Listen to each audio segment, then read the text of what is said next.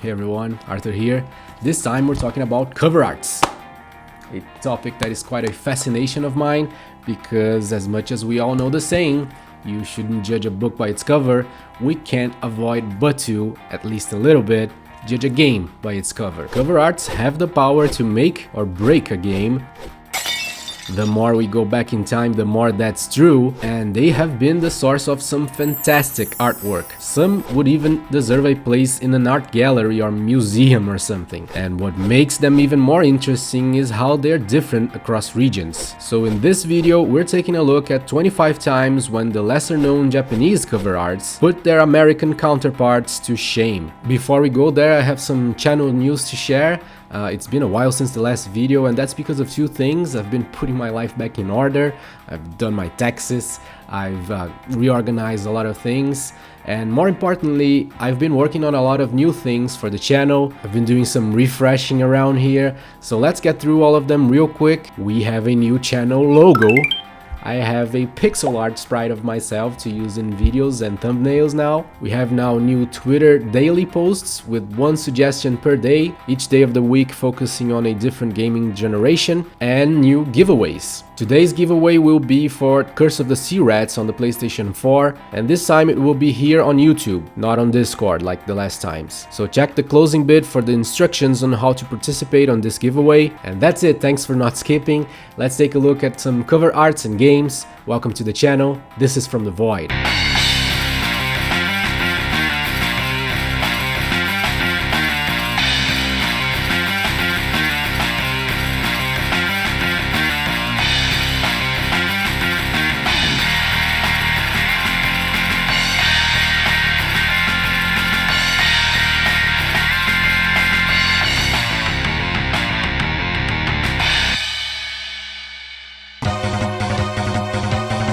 Okay, to begin, we're looking at every cover art on a Capcom series that must return, Breath of Fire.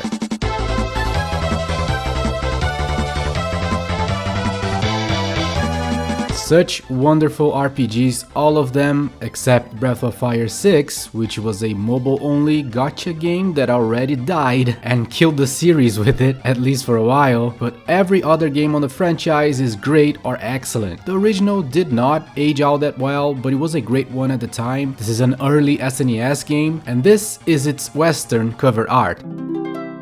It's actually pretty cool. It somewhat features the typical lifelike drawings, with the characters having appearances closer to what they would be in real life, which was a common thing in the US covers during the NES and SNES eras, as an attempt to westernize the games or whatever. That kind of art, though, most times fails miserably in representing the game. Case in point, the main character here, Ryu. He is not supposed to be a buff man. I mean, look at the official concept art. He's almost a boy, but every other character in the cover art is okay, I guess. I mean, Days, the half woman, half snake over there, is pretty awesome. So yeah, this is actually a decent cover, not a bad one, but I much prefer the Super Famicom version. Check it out.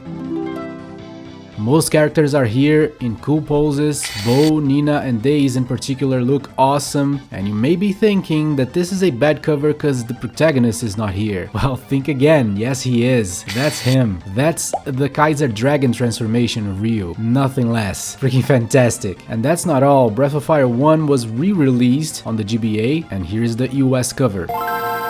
It's a very simple cover, just 4 nice looking portraits of the most important characters, so it's okay, but nothing compared to the Japanese version that looks like this. Yeah, quite a contrast. This is a beautiful art with great use of color. It is freaking awesome. Then moving to Breath of Fire 2.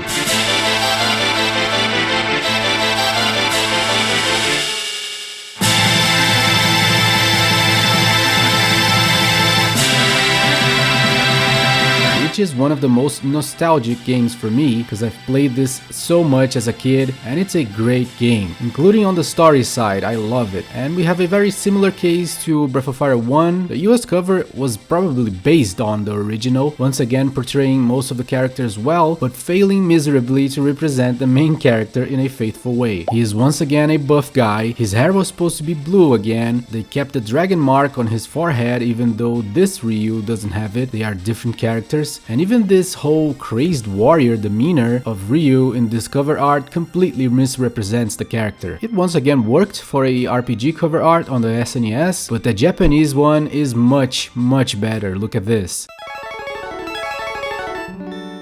Hell yeah. Everyone looks awesome, especially Nina, who stands out a lot. Ren takes almost half of the cover, as he should. His hand is bigger than Stan the monkey, and Ryu looks exactly like Ryu should. So yeah, this looks solid. But once again, we're not done because we have the GBA release as well. Here's the Western cover. This is okay. I like the contrast of colors here. Nina looks great again, but on the main character, they used a old page kind of filter. I don't understand why. So yeah, this is not bad, but it pales in comparison to the Japanese cover art. Pull it up. Yeah, this takes the cake. Look at how much detail. We can make much better sense of the unique art style they used for this, with more characters on the left. I think even Blue, or Days, however you want to call her, is here on the right, cloaked in shadow, and we can see Nina in all her glory. This is freaking great. Then next we move to Breath of Fire 3 on the PlayStation 1, another beautiful RPG with many cool characters and interesting story and setting. The cover art we got in the West though is pathetic. It's nothing, just a sword with some flames behind it and a huge logo. So it was not hard at all to beat this one, but Japan destroyed it. Look at this. Ryu, Nina, Rei and Gar in all their glory, especially Gar, towering in the back. Just awesome drawing and a cool colorful background too. Couldn't contrast more with the US cover art. Breath of Fire 3 also came out on the PSP.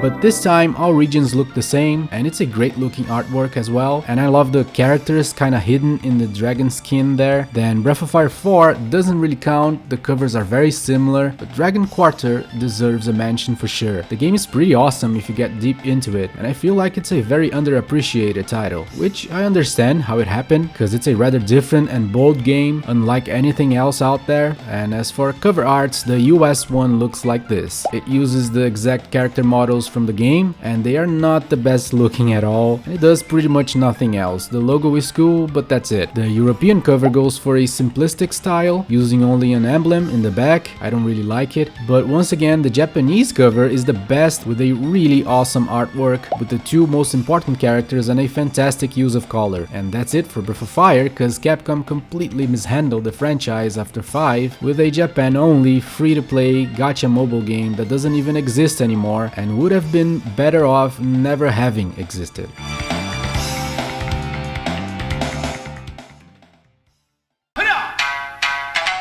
Next we have a lesser known Atlas game on the SNES and a hidden gem too. This is a cool fighting game similar to Street Fighter. We're talking about Power Instinct.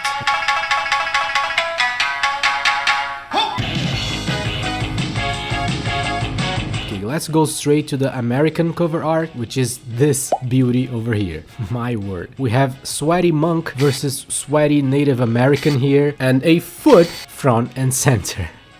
Beautiful. The monk's jaws look very wrong, everything is ugly, this is terrible. Even the logo is just bland with a basic 3D effect. It's overall a very ineffective cover art in terms of attracting interest in this game, in my opinion. Meanwhile, Japan's version of Power Instinct is one of the best cover arts ever. Look at this, I mean, wow. It could be the cover of a horror game even, I love it. Especially with the character up front there getting an incredible amount of detail. This is Otane. It's a fighter granny and one of the most interesting characters for sure. She throws her dentures and do a volley of fireballs easily, and her grab move is that she clings to the enemy, sucks the life out of their face with gusto, and transforms back into her young self for a while, changing her moves completely. Otane is awesome, no wonder Atlus wanted to highlight her. This game is pretty cool by the way, like I said, very similar to Street Fighter, with a decent roster of characters, several of which are pretty creative and cool. Anyway, there we have it, Power Instinct, interesting hidden gem with a marvelous Japanese cover art and atrocious US one.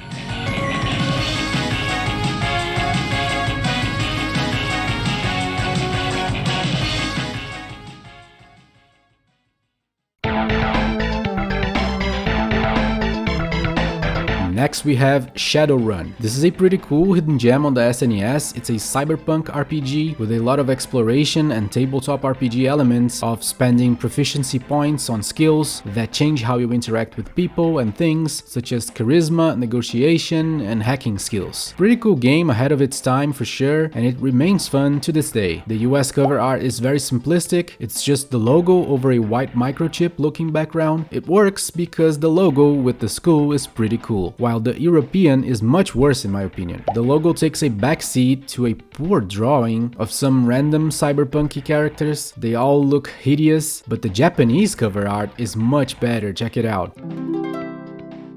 Awesome and deeply detailed depiction of a bustling street, conveying very well the cyberpunk motif of the game. This is a very nice cover art, among the best ones on the SNES.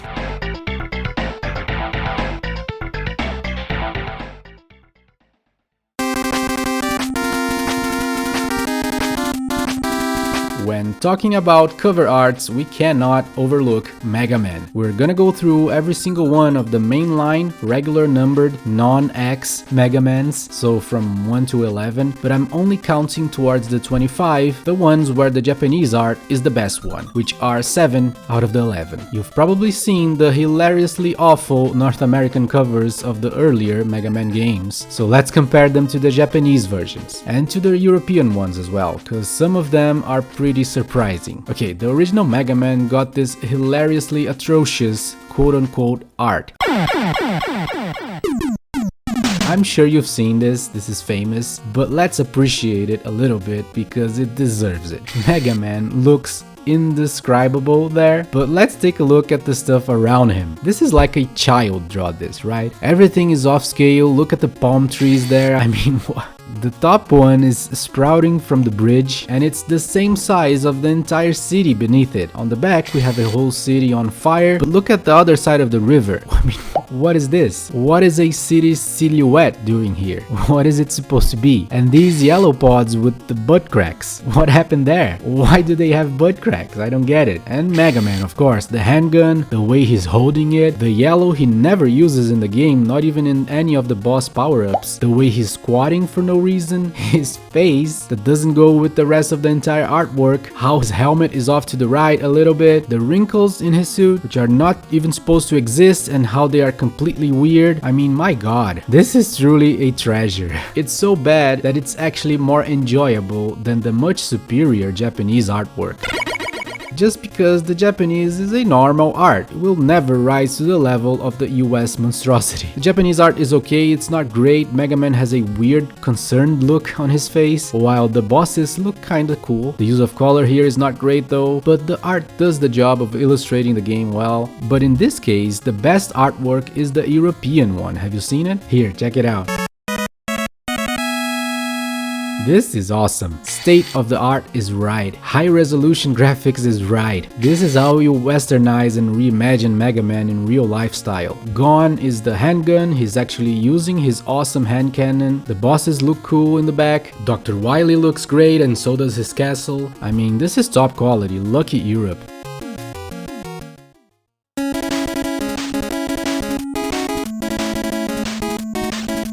Then Mega Man 2. Yep, another atrocious looking art. They fixed Mega Man's colors. I guess someone pointed the most glaring problem with the original cover to the artist, but said nothing of all the other 27 problems. So they kept the handgun, they kept the helmet completely wrong, it has a visor this time, Mega Man never had that. They kept the weird pose with Mega Man twisting his own back foot there for no reason and still missing the shot. There is less weird stuff around him, but we can point to Dr. Light there. What's he doing behind Crash Man? I don't know. Dr. Light is supposed to be the good doctor. This is all wrong again. Meanwhile, Japan is sticking with what looks right. A manga style looking Mega Man and all bosses. This is much better than Mega Man 1. It looks great, but once again, man, Europe takes the cake. I mean, there is plenty wrong going on here, but it at least looks cool. Except maybe for the dildo looking hand cannon extremity. If you can ignore that, and now I know I made so you won't. It's a very cool looking art. This metal armor Mega Man has is completely non-canonical. I don't know what this floating head is supposed to be, but this is a nice cover, I like it. Europe once again wins the match. Then Mega Man 3, they improved a lot here, I guess. Mega Man is finally using his hand cannon. I don't get the indentations on his boots and arms, but whatever. His face looks weird again, but everything else is fine, I guess. And Rush is there. Dr. Wily's castle looks right. It's an improvement. Then Japan, sticking with their guns once more, Rush getting a nice spotlight, but this time Europe got a significant downgrade. Dr. Wily in the back looks pretty awesome actually, but that's it. Mega Man looks only okay. I don't like the floating boss heads, so I'd give it to Japan this time. Now as for Mega Man 4, this cover art is also famous due to how completely off-scale Pharaoh Man is, towering over a whole building there. Mega Man's face is weird looking as usual, but at least the colors and hand cannon are okay. This time Europe used the same artwork, but someone must have had issues with Mega Man's face as I did, cause that's the only thing they changed other than the colors as well. Meanwhile, we have the best Japanese cover art yet. This one looks cool. We have Mega Man using his hand cannon for the first time in a cover in Japan, and it looks great. It's the most badass he's ever looked so far in Japan, so they take it once again.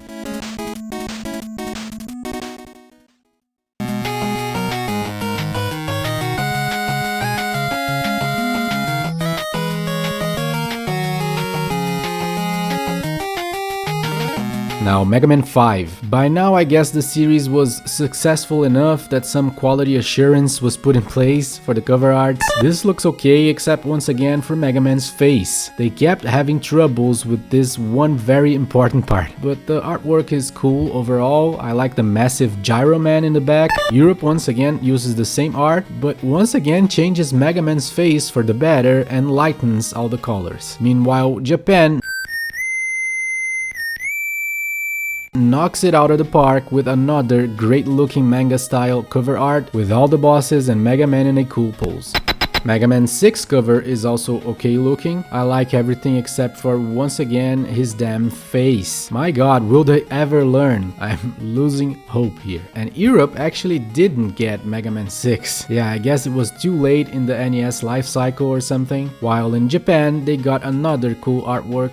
But one thing that I couldn't get past is the idea of featuring the bosses in bust form, with their upper bodies and shoulders but not their arms. It looks very weird. I mean, remove the shoulders and I don't have a problem whatsoever, but the cover is cool nonetheless. Now moving on to the SNES, Mega Man 7.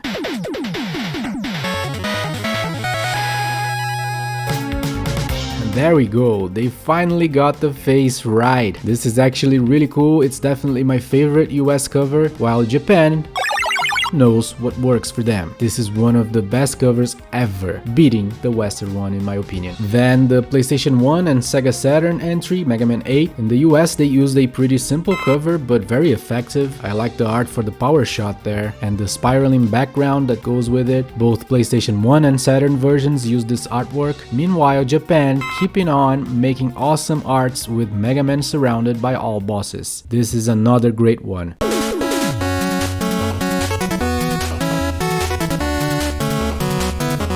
Now, 9 and 10 are digital-only games. I don't think physical copies exist of them, but it's still worth it to look at the artwork they used for the promotion and in the digital stores. The whole idea here was to make a throwback to the NES era, so in Japan they made a more simple-looking art. Again, the bosses' heads and Mega Man, all in a more crude manga style. It looks nice. But to be a throwback in the US, they made a mockery joke cover, where Mega Man once again is holding a pistol. Dr. Wily's all menacing and wrong, and it has that real life style from the 1980s. It's funny, I gotta say, they owned the joke. Then 10 is a similar case. Japan got a regular looking art, while the US got a pretty awesome looking one, still owning the joke, but much cooler than ever. This is a freaking great cover actually. Mega Man this time is holding a more powerful gun there and just casually shooting a robot without even looking at it, and all other characters and things in the background look freaking great too. So for 8 and 9, I gotta give it to the US, man. Those are great. And finally, Mega Man 11, there is no real comparison to make. They're all the same artwork everywhere except for the logo, and a good looking one, but rather forgettable as well.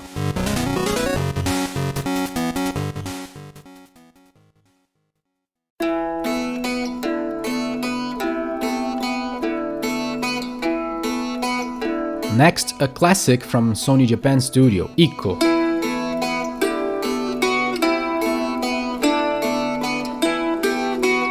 The game is pretty fantastic actually, well ahead of its time and providing a different adventure gameplay idea of escorting and leading a girl around, taking care of all hazards before having her move. There's a lot more about it and I feel like it never achieved the recognition it truly deserves. The covers are well known actually for the stark contrast between regions. The US region has a rather unflattering and unappealing cover featuring a 3D rendition of the main guy holding a 2x4.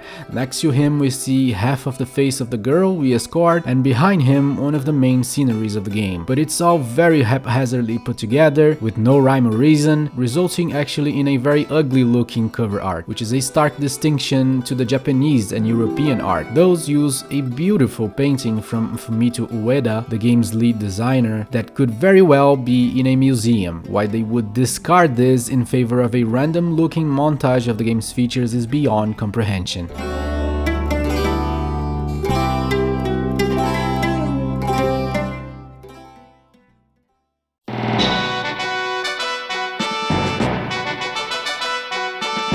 Next is Tactics Ogre Let Us Cling Together. This is under the Ogre Battle franchise umbrella, but plays more similar to Final Fantasy Tactics, instead of following the gameplay style of the games that carry the Ogre Battle name, like March of the Black Queen and Person of Lordly Caliber, the N64 one. So because it plays more like Final Fantasy Tactics, I don't need to explain much about it, other than to say that this has an epic story. The covers vary wildly. Europe would not get this until the PSP remake, but North America got the PlayStation 1 port that looks like this. It's terrible, man, it's just nothing. This emblem is not a great looking one, especially considering that it's based on a much better looking one that we can see in the Japanese Super Famicom or PlayStation 1 covers. And they look simply majestic. Check them out.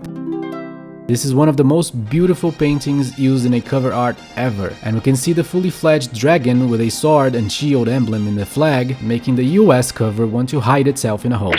On the PSP remake, it got a little bit better for the US. The circle of floating characters is a pretty cool artwork, but in Japan, it has a much better looking background that makes the characters pop out a lot more. And finally, in the other remake, recently released on the Switch, PlayStation 4 and 5, we got a new rendition of the original artwork. I don't think it needed it, but this also looks pretty awesome. I still prefer the more classic look on the original cover, but this is great as well.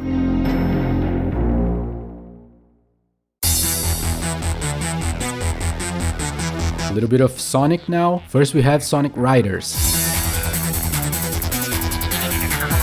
I never played this one, I hear it's a good but not great racing game, so let's go straight to the cover arts. US and Europe got this one with good looking 3D character models. It's not a bad one at all. The logo is cool too and nicely placed, but the Japanese cover puts it to shame. I mean, come on, why not use this? The colors are awesome, the art style is different and cool. This is a great one, definitely among the best cover arts in the entire Sonic franchise. It is probably better than the game. Next is Sonic 3D Blast, or how it's called outside the US, Sonic 3D Flicky's Island. This one I remember playing, but only a little bit. I didn't grow up with any Sega system, so I only played Sonic games with friends and family. I remember liking this, but finding the controls very difficult. As for the cover arts, North America got a very uninteresting looking one, with Sonic not doing much of anything in a 3D environment that tells us nothing about the game, and this is for the Sega Saturn. Similarly, on the Genesis we have Sonic doing nothing in a slightly different background. The European covers are the same for both consoles, just a not very good looking head of Sonic and the game's logo. So this was an easy win for Japan, that at least had some proper artwork done for the cover, with Sonic in a weird but cool pose on the Mega Drive, while the Sega Saturn version zooms in to Sonic's face and puts a psychedelic layer of words and lights over it. I like the Japanese Mega Drive version the best by far.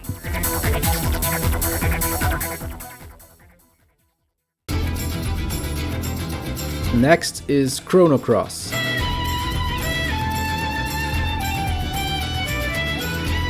The If there is one series that I wish would return more than any other, it's Chrono. I mean, Chrono Cross Radical Dreamers Edition was a nice surprise, but I hope that was a test to see if they should bring the series back, cause Trigger is my favorite game of all time, and Cross is another awesome one. Weird battle system for sure, but a great game with a mind-blowing story, a little bit too complicated for its own good, and there are several drawbacks in this game, but a positive bottom line for sure. The cover art in the US was just a random montage of main characters, nothing special. It works cause the characters are cool, but it's a underwhelming cover for sure. This game was not released in Europe back in the day, which is insane by the way. Meanwhile in Japan the cover was much better looking in my opinion.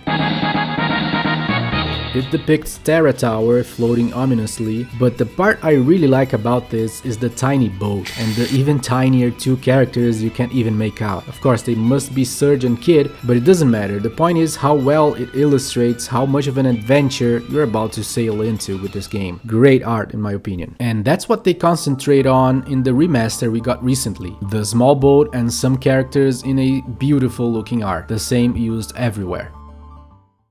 Moving on to Sin and Punishment Star Successor, aka Sin and Punishment Successor of the Skies, aka Sin and Punishment 2, aka Sin and Punishment Successor of the Universe. What happened? This game has so many names. What kind of successor is it after all? Anyway, this is a great high production value light gun shooter on rails on the Wii, and seriously it's easily among the top 3 best on rail shooters ever, if not the best one ever. You can move everywhere on the screen, shooting feels great, each of the two characters have wildly different skills, so there is a nice replayability factor. This game is alright. The US and European cover art is already pretty awesome, with a menacing monster coming at the main character and awesome use of color, but the Japanese cover manages to get even better. It's truly beautiful, depicting both characters this time with an even better use of color enhanced by the great looking Japanese logo in gold. This is very artful, I love it. Next is a highly nostalgic game for me, Lufia 2.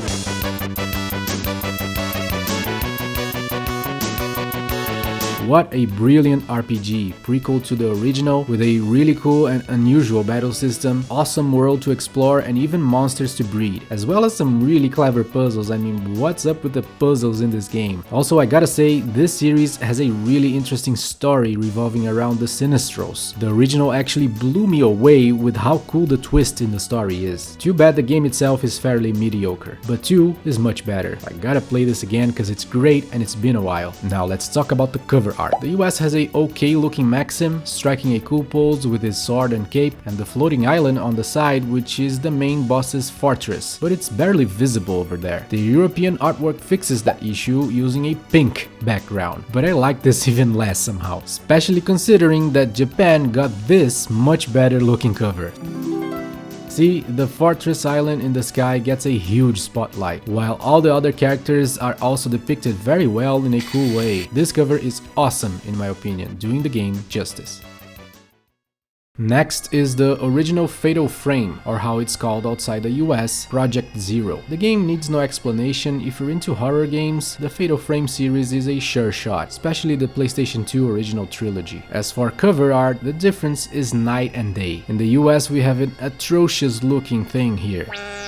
What in the hell is this? A bunch of floating heads with no rhyme or reason. The use of color is not interesting at all. Even the logo kind of fades into the reds there. There is nothing good about this. The European cover is better, but not much. It's very simple and fails to make us interested, and again with the scary faces in the back that don't really do anything other than suggest that this is a horror game. So Japan's cover wins easily, even though it's not anything amazing, but does a much better job at creating intrigue. Is the girl dead or has she fainted? This was the first game on the series, so putting the camera there is a great touch, and if you notice, she has her wrists tied to a rope, which intensifies the horror aspect a lot. The logo also looks much better than any other, and its placement is perfect.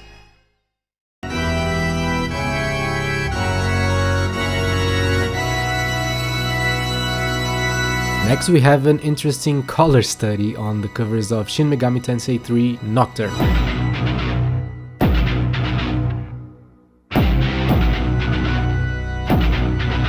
I have yet to play this game, so I'll refrain from explaining it. I hear great things about it though. And as for the cover art, the US got a good looking bright red cover with the protagonist's face that somewhat amplifies the demonic inclination of the game or the entire SMT series. It works on that sense, but everything looks faded in this color, especially comparing it to the, in my opinion, much superior Japanese cover, which is the exact same art, only in deep blue instead. We can see the details in his face much better, and the splatter marks on the side are also noticeable now. Plus the logo below his eye amplifies the highlight on the eye itself. It's quite interesting. Recently we got the HD remaster of this game on modern consoles, and they instead painted the artwork yellow, and I like this less. It's better than red, but worse than blue in my opinion. Also worth a mention is the European PlayStation 2 cover, where the game is called Lucifer's Call instead of Nocturne, and that cover has nothing to do with any of this color business.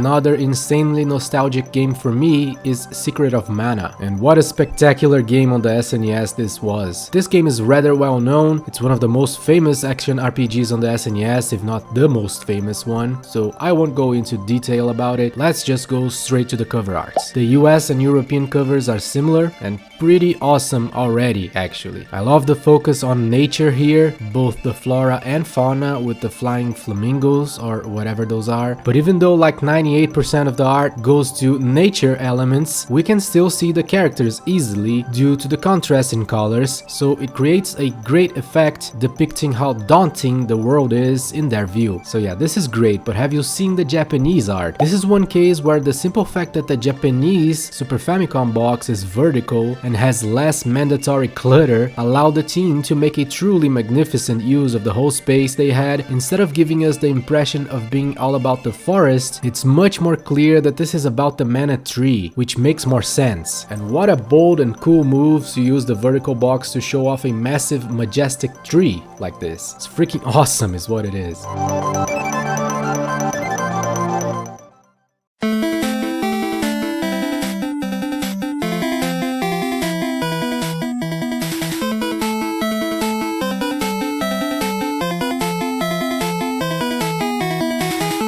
I've saved the best for last. Get ready to see the single most beautiful cover art I've ever laid my eyes on. The honor goes to a hidden gem NES game called The Guardian Legend. That's the Western name anyway. In Japan it is known as Legend of Gardic, borrowing from its predecessor MSX game simply called Gardic. This is a really interesting game, by the way, very ahead of its time. It's somewhat similar to The Legend of Zelda in a top-down view, but it's also a sci-fi shooter with a bunch of interconnected maps that makes this similar to Metroid. The first stage and a bunch of other ones, however, are vertical shoot 'em ups, so there is a lot going on with this game. The Guardian Legend is really cool, I gotta say. Now, as for the cover art, in the US we got this magnificent thing here. It's interesting, I guess. We've got Crazy Eyes guy with blue fire eyelashes, raining lightning on the barren landscape below, and on top of the eyes we have a phoenix of sorts, or whatever this is supposed to be. It's a bunch of weird things put together, and it would have been okay if this had anything to do with the game, because it doesn't. Crazy Eyes is not a character there, as far as I can tell. There is no phoenix-like creature, and there is no lightning to be found in the game. This cover art is a fraud, even more so considering that whoever made this probably ripped off the cover of the movie Creature. Yeah, so this is a weird looking cover art that is all kinds of wrong considering the source material it's supposed to represent. In Europe, however, people got something much better. It features the protagonist we control, she's the Guardian. And this painting is pretty great, cause she's pretty cool. With her android features and metal wings and her badass gun, the synthetic planet in the distance surrounded by orbiting glowing spaceships or something also looks pretty cool and creates a nice final composition for the cover. This is excellent, but I'll tell you right now, it's absolutely nothing compared to the Japanese cover, seriously. Are you ready for the most beautiful cover art ever? Okay, here we go. Legend of Guardian on the Famicom.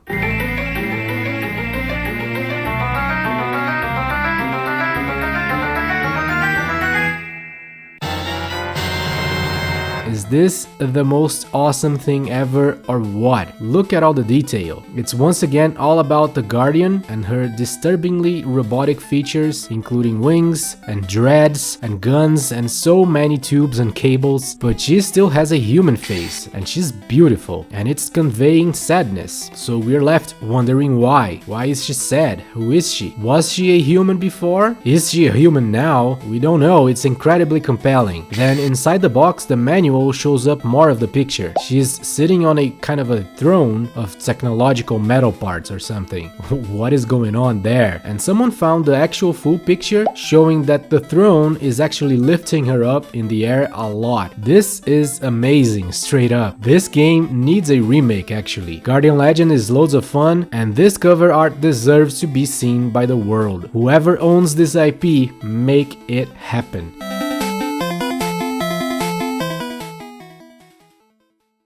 And that's it. I hope you enjoyed, and do tell me what would be some of your picks for cover arts that are better in one region than in the others. Comment down below. Also let me know what you think about all the channel's new stuff. Do you like the logo or not? Because unless you guys hate it, I will start using in the next video. And how do you like my pixel art sprite guy?